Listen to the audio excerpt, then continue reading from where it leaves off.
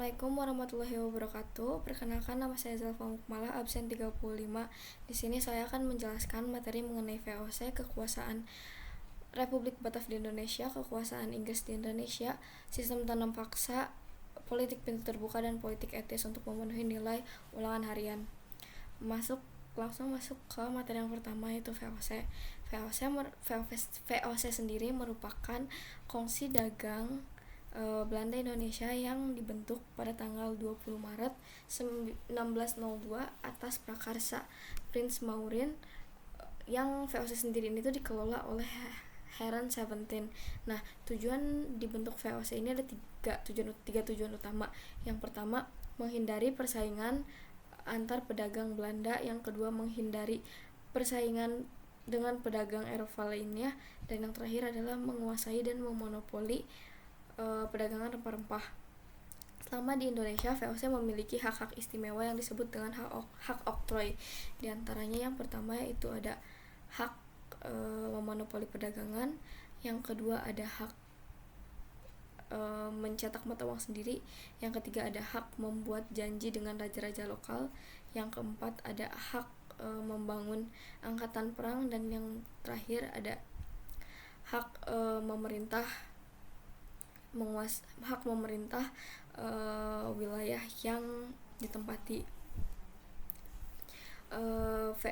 Dengan waktu yang sangat singkat, VOC berkembang dengan sangat cepat. Nah, tadi di tujuan utama kan salah satunya ada memonopoli perdagangan. Nah, untuk merealisasikan monopoli tersebut, Belanda mengeluarkan 4 kebijakan. Yang pertama ada kontingenten, di mana rakyat pribumi harus membayar pajak berupa hasil bumi kepada VOC. Yang kedua, penyerahan wajib hasil bumi atau menjual hasil bumi hanya kepada VOC. Yang ketiga, menebang tanaman rempah-rempah penduduk agar produksi rempah-rempah tidak membludak, tidak berlebihan. Yang terakhir ada pelayaran hongi. Pelayaran ini tuh pelayaran dimana dilengkapi dengan angkatan perang, yang angkatan perang ini tuh mengawasi berjalannya monopoli perdagangan. Nah, VOC kan tadi dikelola sama Heeren Seventeen. Nah, ternyata Heeren Seventeen ini tuh kewalahan. Akhirnya Heeren Seventeen itu mengutus Peter Booth, gubernur Peter Booth. Nah, pada masa kejayaan VOC ini tuh berpusat di Batavia. Nah, Batavia ini tuh mereka menganggap bahwa Batavia ini tuh merupakan kota-kota besar di Eropa. Belanda juga membuat tembok besar agar rakyat pribumi tidak bisa masuk ke Batavia. Untuk keruntuhan VOC ini tuh disebabkan karena krisis ekonomi yang sangat buruk akibat peperangan, kemudian muncul pesaing-pesaing baru, dan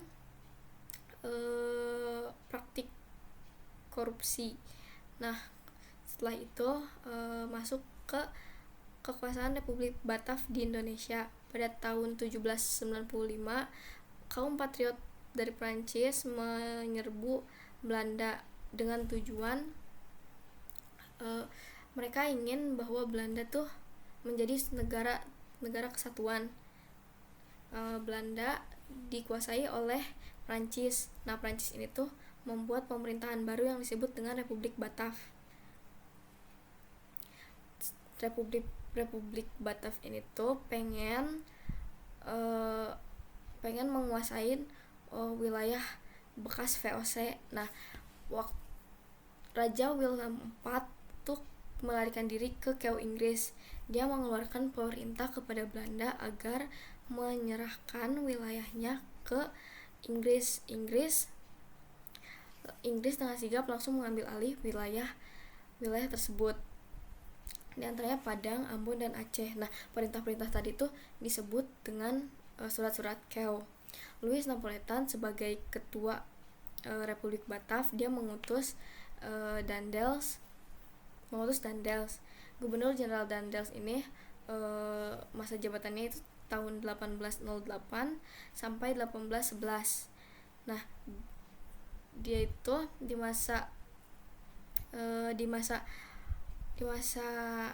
kerjanya dia mempertahankan Jawa dari Inggris, menghapus feodalisme, menjadikan masyarakat Indonesia lebih dinamis dan produktif. Dia juga mengeluarkan kebijakan politik keamanan, pertahanan, sosial ekonomi. Nah, selama menjabat, Daendels ini tuh dikenal sebagai watak yang terserah dia, dan dia juga tidak segan untuk menghukum mati. Nah, selama masa jabatan ini tuh Daendels melakukan satu kesalahan besar, yaitu dia menjual tanah kepada swasta yang hasil dari penjualan tanah tersebut untuk dirinya sendiri, kekayaan diri. Oleh karena itu Daendels dipecat. Setelah pemecatan Daendels, Louis Napoleon kembali mengutus politikus Belanda, yaitu Janssens. Janssens ini sebelumnya terusir dari gubernur jenderal di Afrika Selatan, yang Afrika Selatan itu dikuasai oleh Inggris. Pada tahun 1811, di tahun yang sama Johnson pergi ke Indonesia untuk mempertahankan Jawa dari Inggris dan membenahi wilayah-wilayah yang ditinggalkan oleh Daendels. Kemudian pada tanggal 4 Agustus 1811 Inggris menyerang Batavia. Selang 22 hari, berarti tanggal 26 Agustus 1811, Inggris berhasil mengepung Batavia. Nah, pasukan Johnson mau tidak mau harus mundur. Mereka mundur sampai ke Semarang untuk meminta bantuan yang diharapkan bisa memukul mundur Inggris.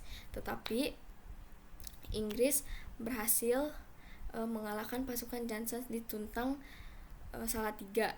Nah, pada tanggal 18 September 1811 muncul perjanjian Tuntang, di mana Belanda mengakui kekalahannya dari Inggris. Nah, isi dari perjanjian Tuntang ini adalah Pulau Jawa diserahkan ke Inggris, kemudian tentara Belanda menjadi tahanan Inggris, dan orang-orang Belanda dapat dipekerjakan dalam pemerintahan Inggris.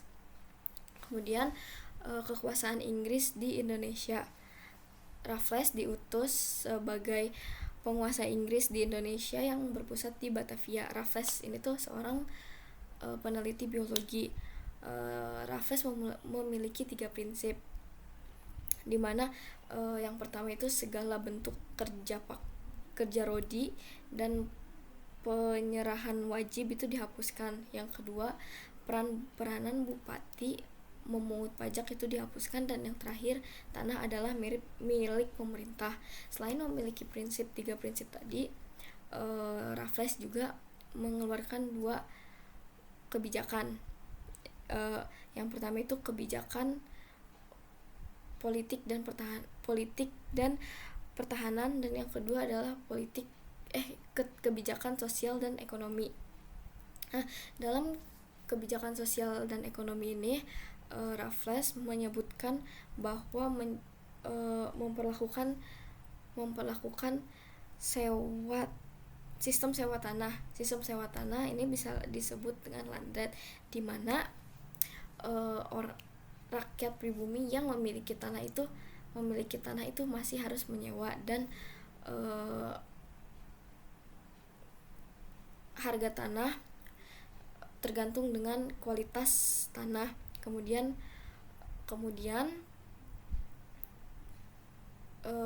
transaksi sewa tanah dilakukan secara tunai. Nah, pada tahun 1815 dan Raffles diganti oleh John Vandal dikarenakan masa pemerintahan Raffles dianggap kurang dan tidak menguntungkan bagi Inggris. Nah, selang 1 tahun dari pergantian Raffles ke John Vandal, Inggris, Batavia diserahkan, Jawa diserahkan ke Belanda dan masuk ke sistem tanam paksa.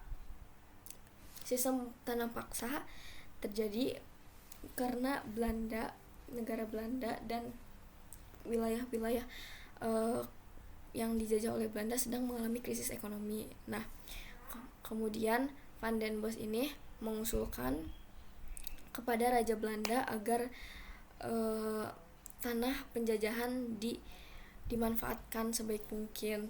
Nah, dari situlah Raja Belanda menyetujui sistem tanam paksa ini atau Kultursesser.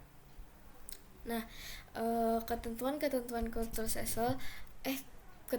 tanam paksa yaitu petani harus menyediakan 1/5 luas tanah, yang kedua tanah yang digunakan bebas pajak, yang ketiga hasil panen diserahkan ke pemerintah, yang keempat diawasi oleh pribumi, dan yang terakhir adalah penduduk bukan petani wajib bekerja. Nah, ini kemudian sistem tanam paksa ini berakhir konflik kesengsaraan dikarenakan ini masih ada hubungannya sama ketentuan tanam paksa yang diawasi sama petani. Nah, jadi si yang ngawasin ini tuh dapat imbalannya sesuai dengan jumlah panen.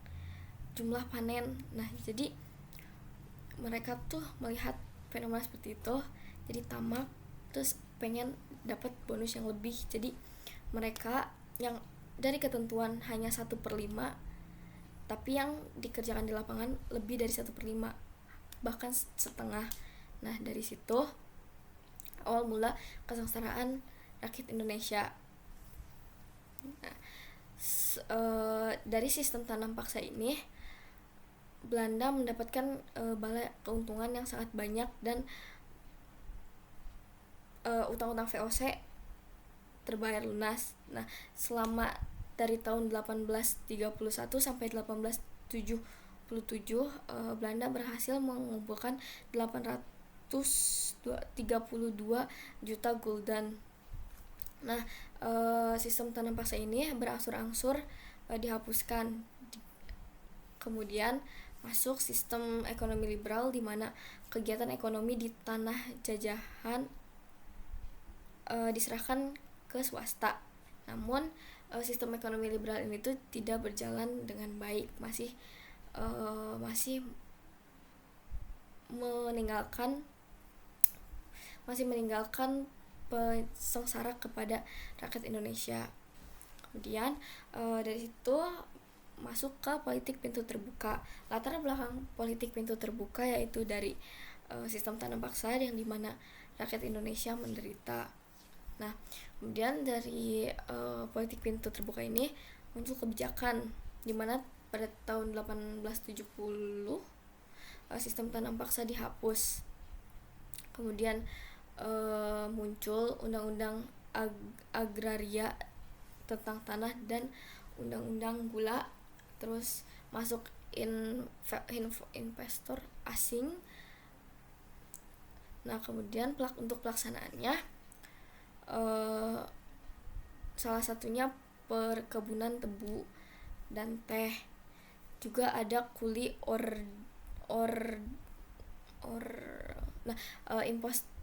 investor ini tuh juga membangun sarana dan prasarana. Kemudian ada kuli ordanti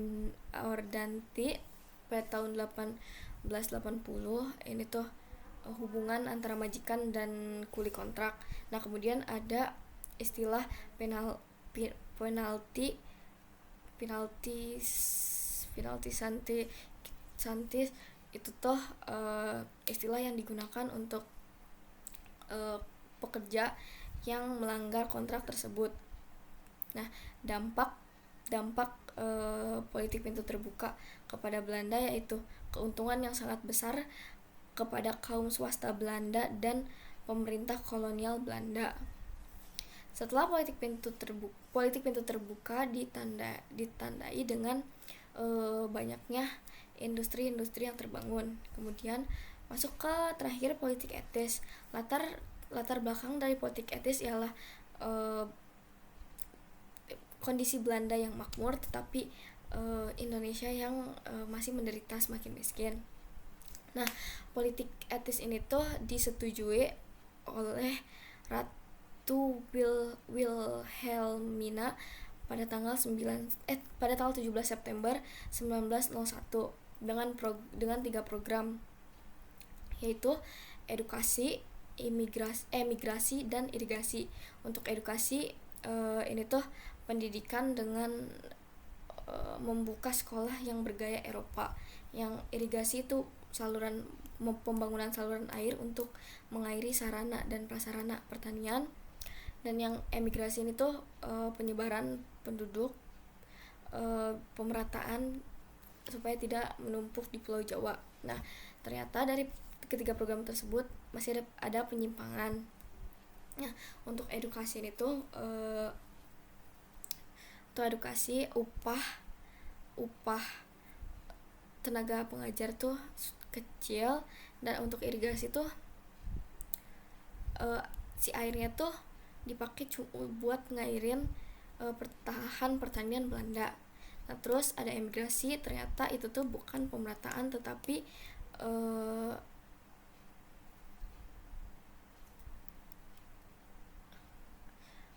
pemenuhan